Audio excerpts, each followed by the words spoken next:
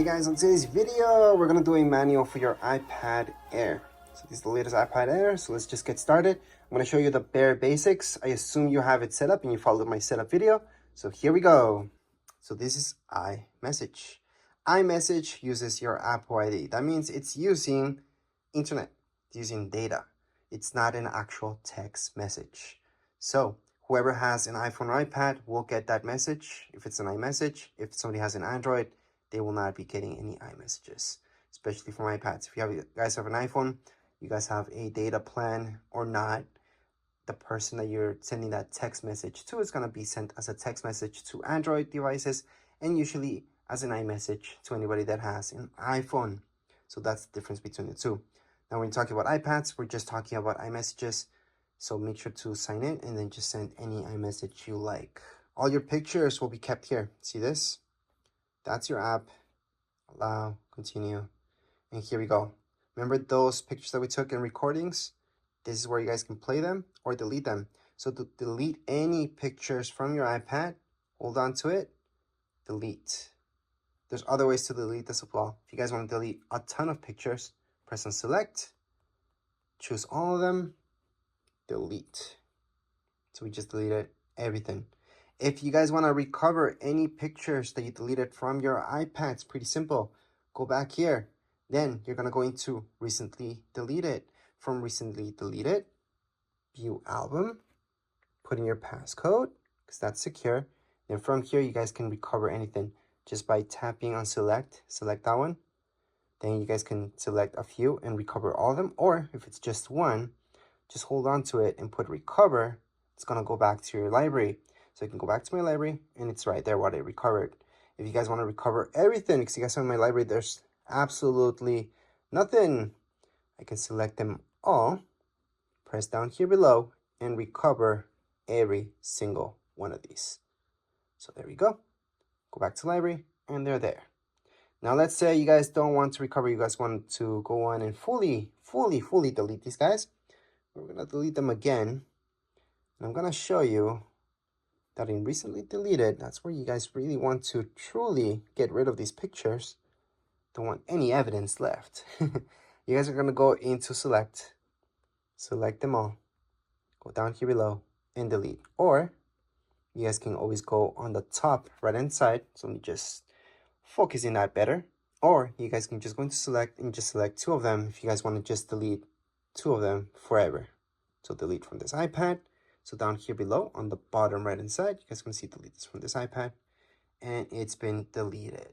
So again, to fully delete any pictures, you guys do have to delete it from your trash bin. That way it's completely gone from your iPad. So it's not going to be here and it's not going to be under recently deleted because there's nothing left. So let's just get out of here. Other than that, I'm going to show you Find My. Find My, it's really cool. You have to sign in. So remember to sign in. And you always want your app to know where you're at. So you can track where you are at.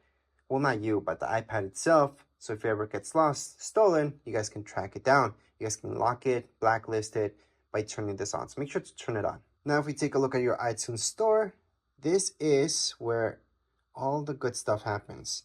So you guys are going to buy any music or listen to any music. There you go. Same goes with movies. All right. And you guys can go to TV shows as well. So this will give you the option to go to store. It's going to direct you here so you guys can buy this. But it's very important to go here, and that's because it's going to give you this option for purchases where you guys can look at all your purchases. Again, you have to be signed in. Besides that, you guys have your notes. This is something that I use a lot. So you guys can add any notes just by go ahead, tap away, start typing. Or if you guys want to draw within here, you guys can also draw. You have an Apple Pencil. You guys can draw with that Apple Pencil as well. But you don't need an Apple Pencil. You guys can just draw yourselves. And then when you're done, just click away. You guys want to add another note here. It's pretty easy. Just go on the top right-hand corner. You will notice this. It's the farthest away option. And then you just add another note. You want to add another note. Again, on the top right-hand side, another note. And those are my 3 notes that I created right now. If you guys want to delete any of your notes, just slide. You guys are going to see this, tap on it, delete.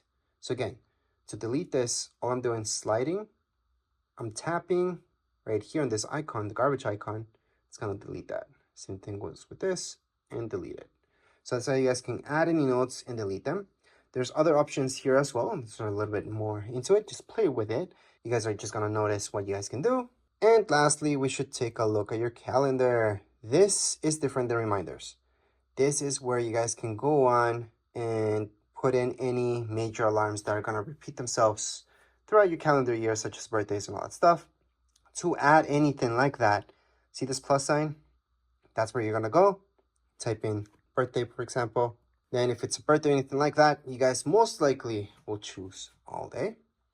And most likely you want an alert 1 day before. You can add a second alert 2 days before, 1 week before, or on the event, depends. Add it, and it's being added. So that's how you guys can add any events to your calendars. You guys can also take these away just by holding onto it, delete, and it's been deleted from your calendar. So that's how you guys can delete or add anything to your calendar. And last but not least, to search for any apps, besides going all the way here and just looking at them, you guys can tap here and search for a specific app, such as books. So there you go, there's books, gonna find that. So that's for specifically for apps. And if you guys want to add any widgets to your screen, you guys can always just hold on. You guys are gonna see the plus sign on the top left hand side and add any widget you like. I'm just gonna do batteries for now. And there's my widget for batteries. That's if you guys want to bring back any widgets into your home screen. Or you guys can move this as well. So edit home, and then just move this to your secondary screen. Doesn't have to be in your home screen. It can be here. So there you go. That's the difference. So you guys can have your widgets there as well. Obviously, you guys can delete this at any point in time just by holding on, minus sign, remove, done, or just click away. And you're done. But anyways, this was a quick manual for your iPad. Doesn't really matter which iPad you guys have. This will apply for all of them. If you guys have any questions, comments, you guys can write down here in the comments area. Don't forget to subscribe and like. Thank you.